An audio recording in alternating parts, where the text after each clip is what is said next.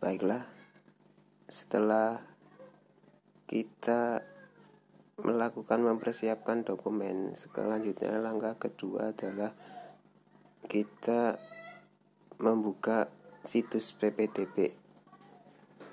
Untuk membukanya kita menggunakan browser.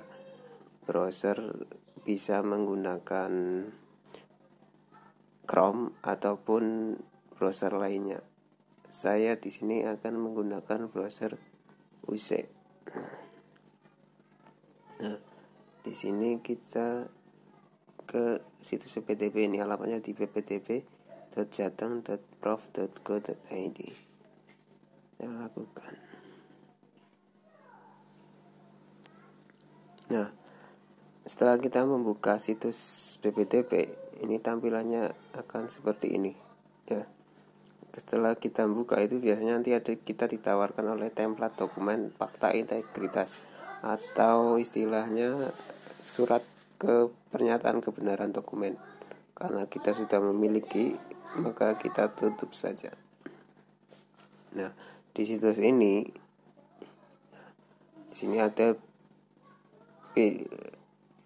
pemilihan PPDB sistem SMA ya, sekolah menengah atas, dan juga ada SMK. Nah, di SMK itu memiliki 2 jalur. Nah, sebelum kita ke jalur pendaftaran, kita harus mengajukan akun terlebih dahulu. Kita klik saja pengajuan akun. Pengajuan akun, di sini kita ngisi, ada beberapa isian banyak ya. Yang pertama ada NISN. Ya. Untuk NISN bisa kita cari ya, atau lihat di ijazah SD, ada ijazah SMP bagi yang sudah memiliki, ada ataupun SKL itu biasanya ada NISN-nya, atau mungkin di buku rapot juga ada, silakan dilihat. NISN itu nomor induk siswa nasional, atau pas kartunya juga ada pas zaman SD. Kita masuk ke NISN kita ya.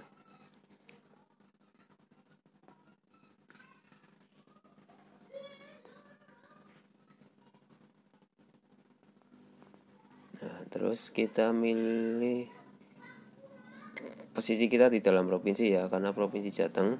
Kalau mau luar provinsi ya ini nanti diisi sendiri manual ya, karena kita cobanya di dalam provinsi dulu ya. Untuk jenis lulusan kita pilih reguler ya, karena kita bukan berasal dari paket A, B ataupun SLB. Kita reguler SMP ya. Terus tahun lulus, kalau kita yang baru berarti 2020. Nah, kalau 2020 di sini kita ngisi tanggal lahir ya. Tanggal lahir. Pilihannya misalnya tanggal lahirnya adalah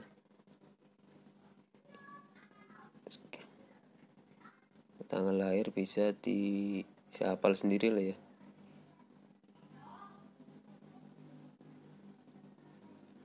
Saya pilih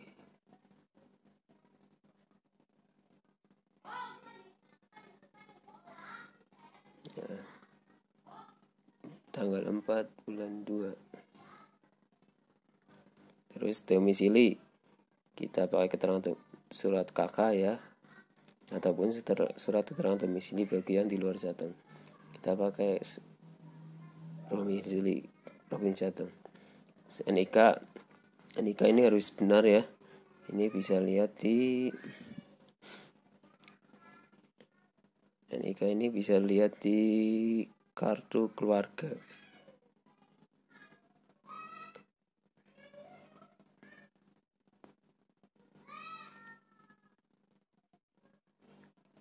Untuk NIK itu harus sesuai ya, jangan asal.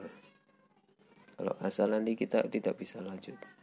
Kalaupun ada NIK yang nggak kedaftar di istilahnya apa, capil ya, itu harus memperbarui ya. Jadi nggak bisa lanjut. Misalnya ada kakak lawas, saya udah punya NIK kok dimasukin nggak? nggak bisa lanjut itu ya, maka kita harus lapor ke Capil untuk memperbarui NIK atau kita update lah ya datanya. Ya, kalau sudah semua kita lanjut.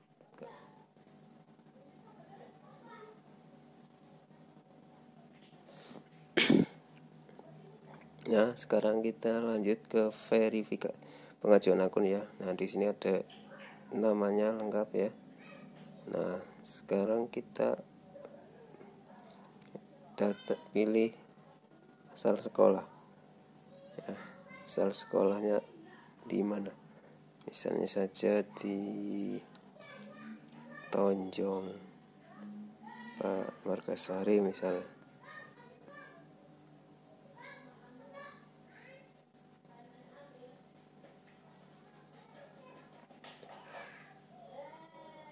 Misalnya SMP 3 Margasari. Nah,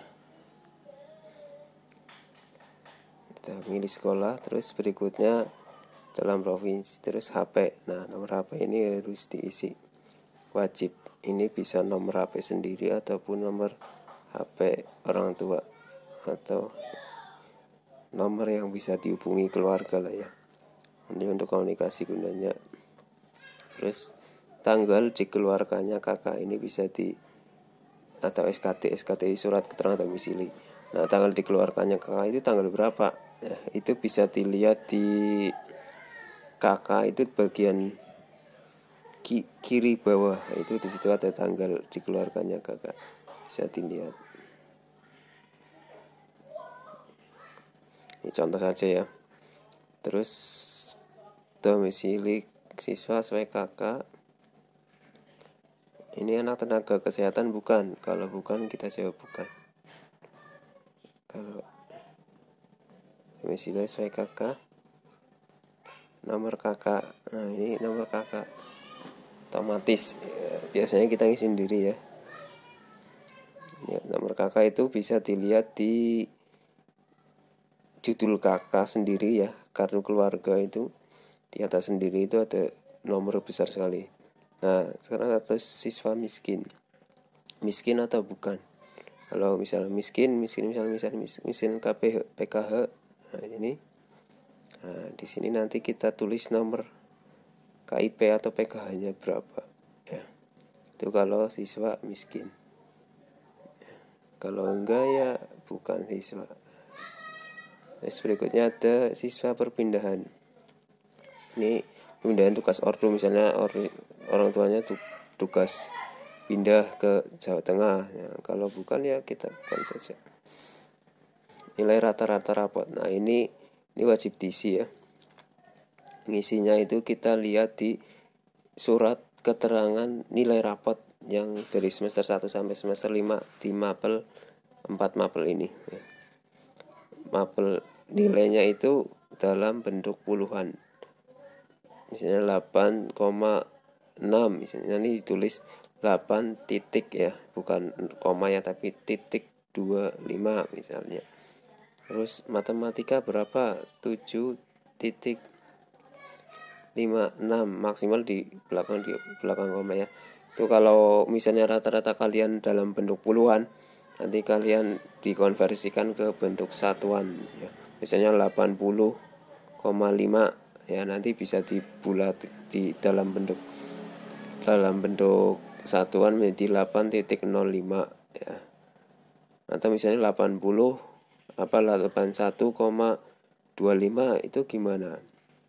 Nah, 81,25 misalnya di aslinya itu 81 misalnya 0,25 atau 35 misalnya.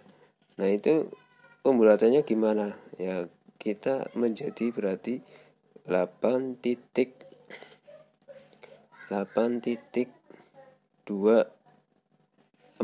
ya, ini sesuai pembulatan 8,24. Nah, pembulatan 5 ke atas itu dibulatkan ya. Kalau 5 ke bawah bulatannya ke bawah. Rapor IPA misalnya 7,45 ini misal. Nilai kejuaraan. Nah, ini bagi yang memiliki ya. Kalau nggak memiliki ya kita isi tidak memiliki. Ini wajib diisi ya, jangan dibiarkan tidak memiliki. Berikutnya tidak memiliki. Berikutnya tidak memiliki. Nomor 5 juga tidak memiliki. Kalau sudah semua kita cek lagi ya. Sudah lengkap, kita langsung next. Lanjutkan. Nah, setelah itu kita cek ulang lagi ya. Datanya barangkali salah. Kalau salah kembali lagi. Kalau benar ya tinggal lanjut aja. Sudah ya, kita centang setuju. Terus lanjutkan. Nah, ini adalah tahap akhir dari pengajuan akhir. Ini nomor ini. Nah, kita cetak saja. Cetak atau kita simpan.